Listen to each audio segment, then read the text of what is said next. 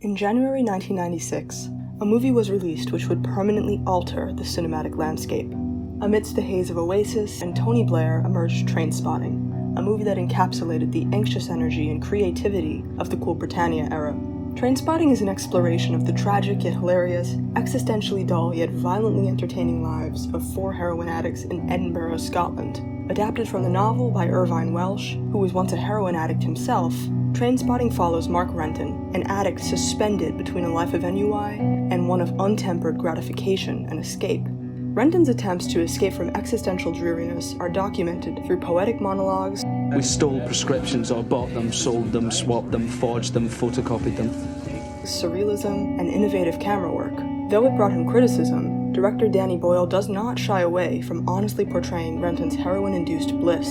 It is only when Renton understands that he, in all his immorality, is inescapable, that he permanently detaches himself from his prior avenues of escape and strives for a better life. This is OtherMinds, and today we will be discussing Trainspotting and the tyranny of addiction. Characters in Trainspotting are largely driven by a desire to escape from reality in any way that they can. Renton is friends with Sick Boy, Tommy, and Spud, all of whom are young men who mutually reinforce each other's dangerous and harmful behaviors, such as drug use and theft. The boys exist together almost exclusively, bound by friendship, suspended and decaying slowly in a world of drugs and crime. They create an addictive sort of chaos in each other's lives from which they have trouble extricating themselves. Later in the film, when Renton attempts to turn over a new leaf in London, it is the return of his friends that triggers his relapse and return to Edinburgh. Escape takes on literal terms for Renton when attempting to turn his life around. He leaves Edinburgh, buys a new wardrobe and apartment, and starts working as a real estate agent in London. Overwhelmed with the relationships and circumstances in his life that are difficult or out of control, Renton chooses to cope by creating physical distance between himself and his problems. He chases a life and image that he associates with control, stability, and order in the hopes that he himself will embody those things. But of course, the central means of escape for the characters is heroin. Renton and his friends are existentially bored and exhausted, causing them to seek reprieve in heroin. Even in their darkest moments, such as when Sick Boy's child dies, they are unable to confront the harsh truths of their lives. Despite the grief of the baby's parents, Renton is unable to express condolence or regret. He recognizes that saying something is the right thing to do, and loathes himself for being unable to do that right thing. Subsumed by feelings of guilt and self-hatred, his first instinct is to seek numbness and escape with heroin. For Renton, heroin serves as a portal out of a dull, meaningless reality into one that is more surreal and pleasurable. That which he craves escape from is, first and foremost, the middle-class ennui and drudgery that characterize his parents' lives. Renton is disgusted by his parents' ways, and as the movie continues, the viewer comes to understand why. Following his overdose, Renton's parents bring him home and take care of him, initially appearing caring and warm as they bring him soup and tuck him into his childhood bed. However, they then turn and coldly bolt his door shut, leaving him to suffer alone. The food that they bring to Renton allows for short-term gratification for both him and his parents. However, food does not alter the fact of Renton's situation, that he is alone, adrift, and in painful withdrawal. Likewise, the parents' act of bringing him the food does not truly ease their suspicions of being bad parents who lock their son away until he emerges as they want him to be. Under the guise of helping their son, Renton's parents attempt to console themselves. Renton is pained and repulsed by his parents' actions, which causes him to become what they are not. Renton spares those around him empty niceties and self-concerned consolations, while simultaneously being a steadfast friend willing to extend himself fully and unquestioningly. Throughout the movie, Renton sacrifices his own well-being to lend his friends a place to stay, wishes that he could take Spud's place in prison, and leaves Spud a portion of the cash he stole from Begbie. Renton's character shines through not in what he says, but in what he does. As Renton descends into detox-induced hallucinations in his childhood bed, the viewer becomes privy to those memories and concepts that most haunt his psyche. At one point, Renton hallucinates a game show in which his parents are participants, answering trivia about HIV accompanied by bright lights and a laugh track. Renton reacts to this sight with horror and disgust. This vision seems to be an encapsulation of all that he detests about his parents and the greater culture that they exist within, the emptiness, lack of sincerity, and callous lack of empathy for certain unfavorables in society. Renton's sense of meaninglessness persists after he breaks with his physical dependence on heroin. When Renton goes to a dinner party with his parents following his recovery, he remains plagued by suicidal depression and existential dread. He is suffering, but his parents are more concerned with the superficial motions of their party. Renton's parents don't care to understand what their son is truly grappling with: purposelessness. While Renton's body no longer craves heroin, he does crave the meaning that the drug gave him. He is addicted to being addicted. Renton is physically dependent on heroin itself, but he is simultaneously psychologically addicted to the lifestyle that heroin grants him. Renton loves his heroin highs, but he perhaps equally loves the interval between highs. For Renton, the simple immediacy of scoring heroin, then using it, using heroin, then scoring it, is all-consuming. Renton's life revolves around this process, and for that reason, he does not ever reflect and question his heroin use. Renton lives day to day, score by score, high by high. He does not need to confront boredom and meaninglessness.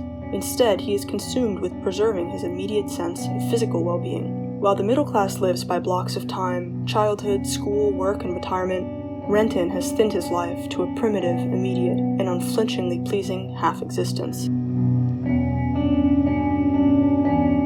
Throughout the film, the grisly world of heroin use and addiction is juxtaposed with the dull, middle-class background out of which Renton emerges. From the very first scene, Trainspotting declares itself to be a film of contrasts and juxtaposition, both poetic and committed to grisly realism. Renton delivers an impassioned soliloquy in which he denounces middle-class ennui and reaffirms his choice to embrace a lifestyle of drug use. I chose not to choose life. I chose something else. And the reasons? There are no reasons. Who needs reasons when you've got heroin? His precise and poetic use of language lies in stark contrast to the subject matter itself. Soon after, Renton commits himself to withdrawing from heroin. Renton meticulously details the elements of the detox room, from the vomit bucket to the milk of magnesia and the Valium. Playful classical music is heard in the background. All I need is one final hit to soothe the pain while the Valium takes effect, which lies in harsh contrast to the torturous, life-threatening endeavor that Renton is undertaking. In the midst of his exceedingly chaotic existence, Renton attempts to carve out a small corner of order. He purchases suppositories to soften the shift to benzodiazepine use. However, the benzodiazepine does not activate fast enough, causing an onslaught of diarrhea which brings him to the worst toilet in Scotland. Here, the pills fall into the toilet, prompting Renton to dive in. In an instant, he is transported out of the grimy, grisly bathroom and into a serene, clean blue sea. The audience's sense of visceral disgust is immediately juxtaposed by a sense of sublime wonder and beauty. Again, unrelenting realism is mashed up against surreality to create a scene of stunning contrast. Renton's pursuit of his addiction transports him from the putrid realities of his life and offers him escape into a sublime, surreal realm. In one of the final scenes of the movie, Renton robs his friends in a bid to permanently detach himself from their lifestyle of drug use, violence, and crime. As Renton leaves his friends behind, he briefly makes eye contact with Spud, who has witnessed Renton's act of ultimate betrayal. Spud, eyes watering and desperate, is paralyzed by the confusing crossfire of his friends' diverging paths. Here, music again creates contrast, as fast-paced, relentless club music accompanies Renton's robbery and silent farewell to Spud. The music is a reflection of the state of a drug user, emotionally hardened and relentlessly chasing their next high, frenetic, frantic, and callous. And yet, Renton is not just the emotionally hardened, hopeless person that he makes himself out to be. Renton continuously struggles with acknowledging the true state of himself. He attempts to escape his self-doubts with friends, his friends with moving, and his creeping existential meaninglessness with heroin. Yet, Renton remains chronically dissatisfied and tormented, as he continually looks outward for solutions to internal problems. It is only at the movie's end, when Renton becomes complicit in horrible violence, that he realizes that he is a bad person, with the capacity to do better if he permanently breaks with his friends. With this knowledge in mind, Renton embodies the cheating, merciless behavior characteristic of his friends by stealing their money. Paradoxically, the only way for Renton to truly escape his immoral, drug-addled past is by temporarily sinking to the deepest depths of depravity and betrayal. By doing so, Renton becomes both permanently tethered to his friends, as he has, if only fleetingly, adopted the worst parts of them, yet he also becomes irreversibly separated from them. In this sense, Renton will now be forever suspended between his future middle-class existence and the deceptive, morally corrupt means through which he obtained such a life. In his final scene, Renton declares that he can be better and turns away from his prior life, a life of sick boy, hunching over the body of his dead child, Tommy, lying prone on the floor of a heroin den, and Begbie, corrupt, unfeeling, and manipulative. These are the casualties of a lifestyle in which life itself and living comes second to escape and hedonistic, self-destructive pleasure. And yet, Renton's command to choose life is clearly somewhat ironic. Renton did not decide to be born into his existentially boring middle-class existence, nor did he consciously choose to become addicted to heroin. Further, the concept of there being only one mode of healthy, productive living is dismantled by the movie. As a heroin user, Renton's life is ruled by addiction, causing him to fail to soberly engage with his surroundings or reflect on himself. Similarly, addiction in the middle class exists, but in a diffracted, subdued form through junk food, TV, and prescription medication. And in this, the movie reveals that although existence is granted and not chosen, it is always within our capacity to strive for a different kind of life. This has been OtherMinds. Thank you for watching.